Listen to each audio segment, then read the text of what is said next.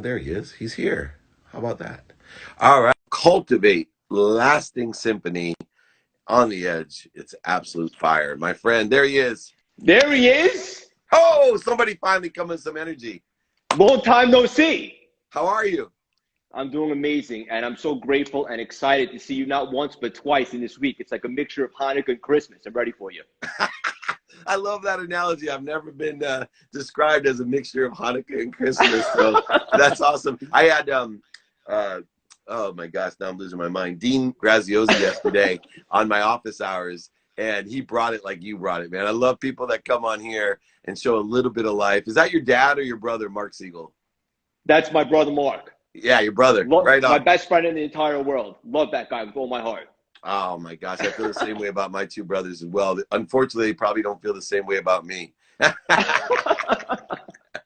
Oh well, one of my brothers is a rabbi. He's amazing. Hey, I want to talk about your new podcast, the CLS Experience, and your coaching program. You know, there's so many podcasts, so many coaching programs, but there's so many people, and everybody has their own frequency, their own situational knowledge and experience. What makes, speaking of experience, the CLS Experience unique to your frequency? And what's unique with your frequency and the coaching that is, kind of transcendental or transitioning from that experience? I thought you'd never ask. So what separates the CLS Experience from anything else out there on the planet right now? Number one, I think the energy is a given, but the whole purpose of the show is to have big, recognizable names like yours truly, Big Bad Dave Meltzer, on, and not just talk about all their success, because a lot of people, the celebrities, the big names, Hollywood athletes and all that and so forth, a lot of people know about their success. That's why they're well known. What I like to do is dive deep into the adversity that they had when they were coming up, because let's face it, everybody has a story. No one's exempt from that. And even just the other day, you know, when we had you on and you're talking about, listen, you've had the highest of highs, you've had the lowest of lows, and that's what shaped you. You don't shy away from that. And the whole purpose of this show is, I like to say it's not a show, it's an experience.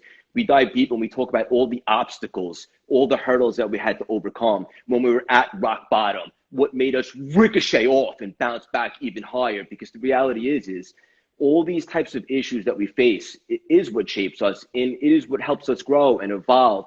And sometimes it's those stories that the rest of the world isn't privy to, because they only see the lights and the glamour. We like to dive deep and find out what the mindset was. What was the mentality? How did you bounce off rock bottom? What was your first step? What action did you take? And what really helped you? And that's really the point of the show, is to provide value, because everybody's going through something at some point, specifically now in this pandemic. And everybody can use some insightful tips, and just to see what other greats and legends like yourself, Dave, how you did it, what your thought process was to get back and then better than ever. And I think that's what's so special, is because we really get to touch on a very vulnerable side. Yeah, and I love that. The three things that I saw that you accelerate in is, one, obviously energy. You can't sit still, which I love about you. You and I are going to blow up this screen. We're so powerful.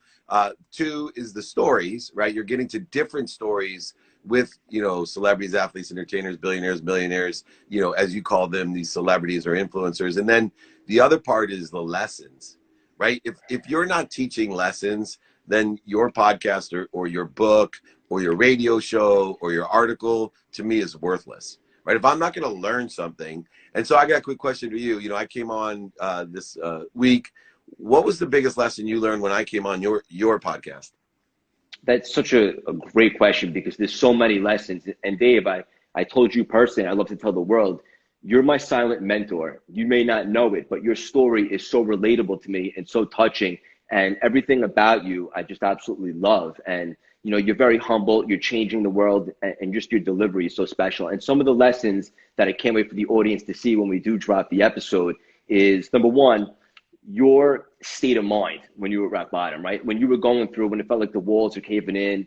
And I think this is public knowledge, so I'm sure you won't mind. But, when you were going through the stuff with the money issues, obviously your wife and so forth. And then you had that moment where you saw your pop's jacket in the closet, and it was like a beacon of hope. And it was like you saw the light, and you realized that at the end of the day, we're all on borrowed time. And I know that sounds, I hate to say it, but at some point it's all over for us.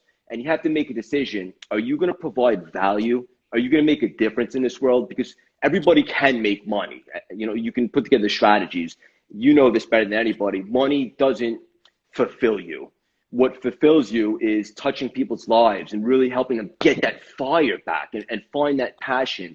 And I know you started to turn the corner before you're, I guess, the height of all your struggles and issues. And that's so beautiful. And I love that. And another thing that you said that really touched me, because this was me a few years ago, and it still is me. And if you notice, I don't stop asking you questions. You said, be interested over interesting. And what Dave means by that to the audience is ask a million questions. Let the mentor throw you out of the room. And when I was starting my NLP, and even when I was on Wall Street, I remember they used to have to throw me out of the room. Just one more question. I would keep asking. I wanted to be a sponge, because that's how you learn and that's how you grow. And a lot of people think that it's all about charisma and you have to put on a performance. And don't get me wrong, I do like to deliver and perform, but for me, it's anything that I can get from you, which is just a ton of knowledge and wisdom. That's what does it for me. And I love that, you have no ego at this stage of your life. You're always wanting to learn. You always want to get better. And that really touched me because I find it so relatable.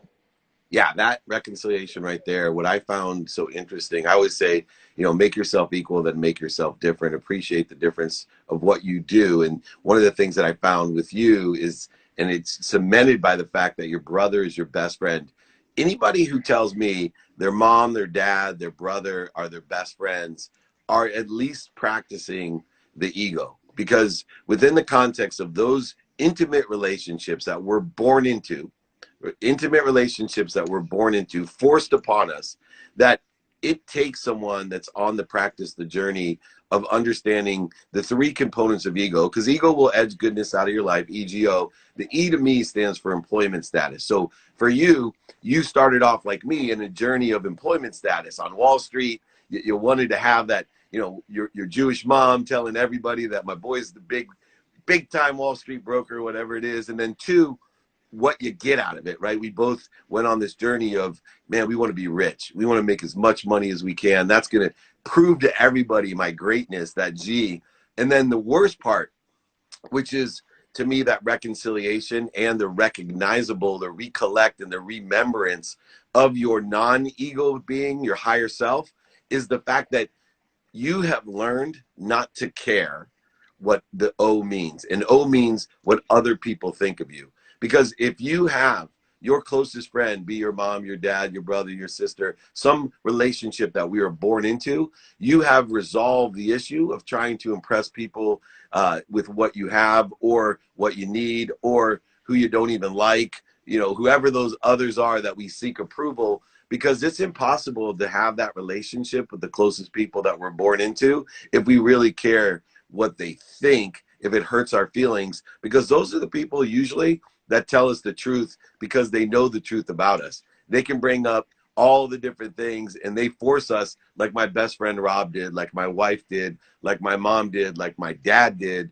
All of those people force me to say, hey, you're not taking stock in who you are. You're not living to your potential and you are not happy. You're pretending. You're an imposter. You're living as a fraud. What's the most difficult thing for you to maintain that practice of ending fear or ego in your life so you can increase that relationship with Mark and your parents and all those other people out there that other people truly destroy their lives over?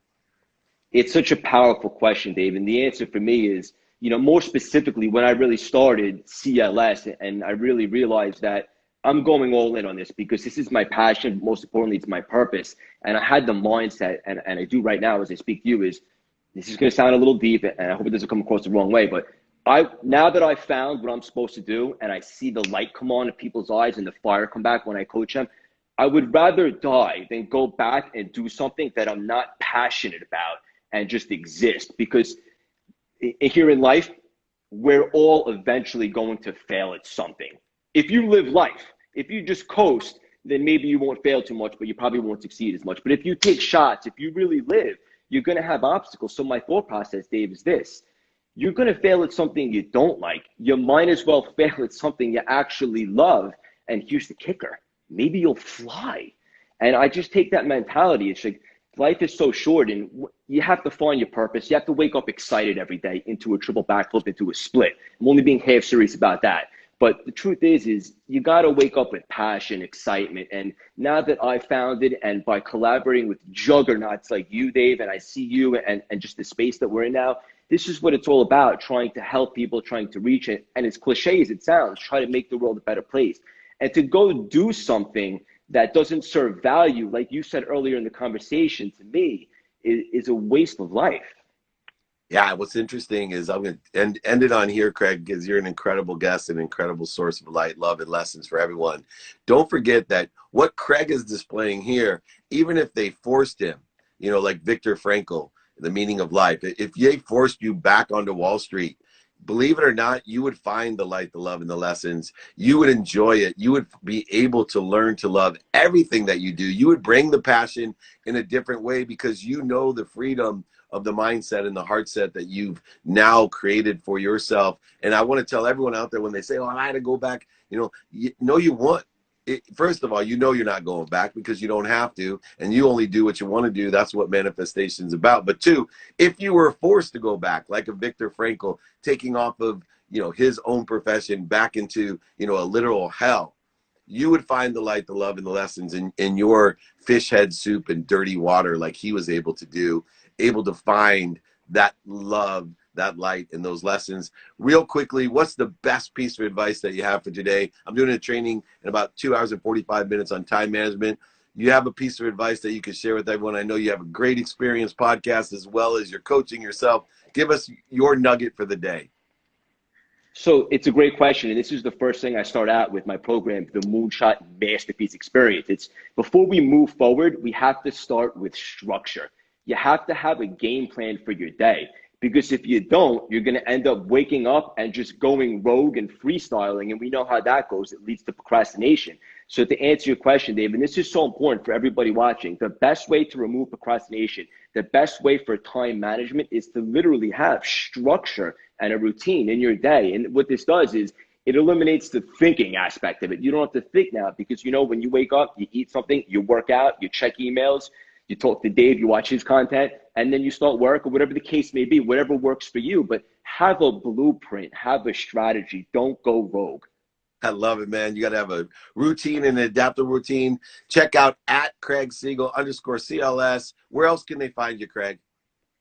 So obviously Instagram, the YouTube channel, Craig Siegel, and also website cultivatelastingsymphony.com. And a lot of exciting stuff to come. The CLS Experience podcast dropping very soon with my personal favorite guest so far, Big Bad David Meltzer, who's an icon. He's my mentor. I love him to death. For my audience that's watching, should you check out Dave's content? The answer is absolutely. He's changing the world. He's humble. He's a great heart. And I just love the guy so much. Oh, man. And you can come on anytime. Kind words will get you everywhere. And I want to thank your brother, Mark, as well. You made my day having him come on and support you. Thank you, Mark, for coming on. Craig Siegel, check him out, the CLS Experience. We're going to drop that. It's one of the best interviews that I've had. Highest energy levels, you can tell. We're exploding off the screen. Thank you so much, Have a great weekend, my Dave. friend. I can't wait to see you in person. We'll collaborate again soon. Love you, Dave. Have a great weekend. Anytime. All you got to do is ask. Ask big and ask often, okay? I will. And I'll take you up on that. Good. Thanks, brother. Take care. Take care. All right. Craig Siegel, the CLS Experience. It's energy. Like what we're talking about has been